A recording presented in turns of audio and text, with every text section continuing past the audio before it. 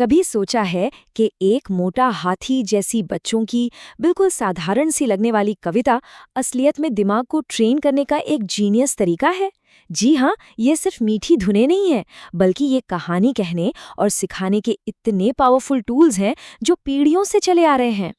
तो चलिए आज थोड़ा जासूस बनते हैं और इन सिंपल सी धुनों के पीछे छिपे सीक्रेट से पर्दा उठाते हैं। आखिर वो कौन सा जादू है जो इन कविताओं को इतना यादगार और असरदार बना देता है? ठीक है, तो शुरू करते हैं। हमारी पहली केस स्टडी है एक मोटा हाथी।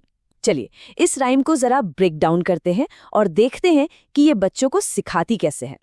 ये राइम सिर्फ एक गाना नहीं है, बल्कि एक बहुत ही स्मार्ट टीचिंग टूल है जो कहानी और मैथ्स को बड़ी खूबसूरती से एक साथ जोड़ता है। ये गिनती और कॉज एंड इफेक्ट जैसी बेसिक चीज़ों को सिखाने में एक मास्टर क्लास की तरह है। तो सबसे ज़रूरी बात यह है कि इसका एक डबल पर्पस है।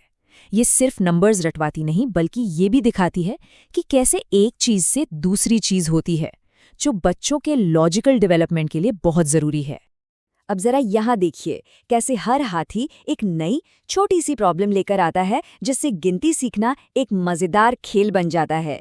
1 से 2 हुए, फिर 2 से 3। ये तरीका कितना सिंपल लेकिन कितना इफेक्टिव है। हर स्टेप कहानी को आगे बढ़ाता है और गिनती को दिमाग में पक्का कर देता है। और फिर आखिर में कहानी पहुंचती है नंबर 5 पर, जहां सारे हाथी मिलकर नाचते हैं। ये एक बहुत ही सैटिस्फाइंग एंडिंग है जो काउंटिंग के लेसन को परफेक्टली पूरा करती है और बच्चे को एक सेंस ऑफ अचीवमेंट का एहसास कराती है।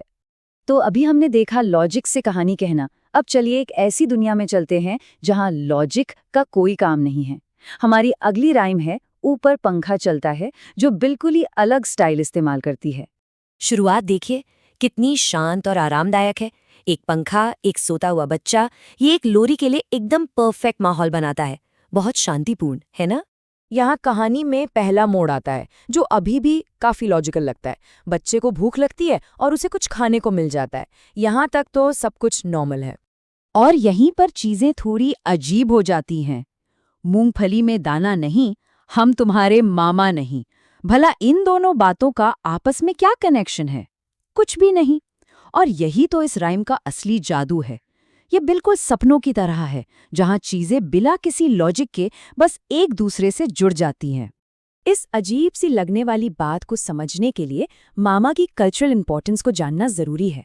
इंडियन फैमिलीज में मामा सिर्फ एक रिश्तेदार नहीं, बल्कि बिना शर्त प्यार, दुलार और सेफ्टी का सिंबल होते हैं। तो जब बच्चा ये बिना लॉजिक की बात सुनता है, तब भी मामा शब्द उसे कंफर्ट और अपनेपन का एहसास देता है। और ये सपनों वाला लॉजिक आगे भी चलता रहता है।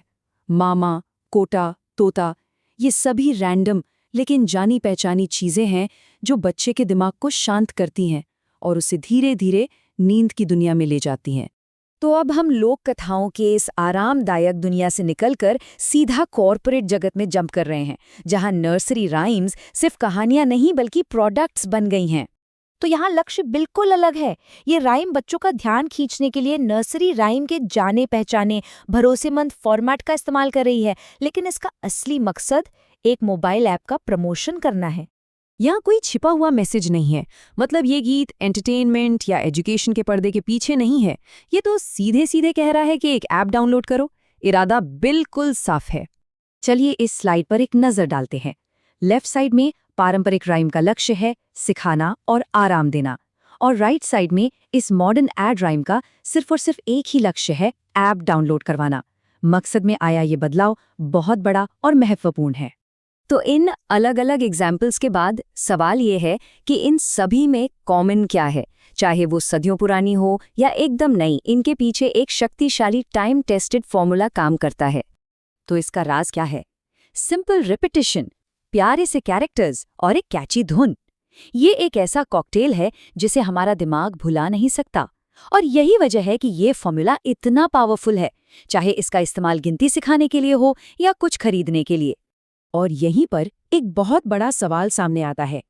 जब हमारी पारंपरिक कहानियों को कमर्शियल फायदे के लिए इस्तेमाल किया जाने लगे, तो ये सोचना जरूरी हो जाता है कि भविष्य में हमारे बच्चों को कहानियां कौन सुनाएगा और किस मकसद से सुनाएगा।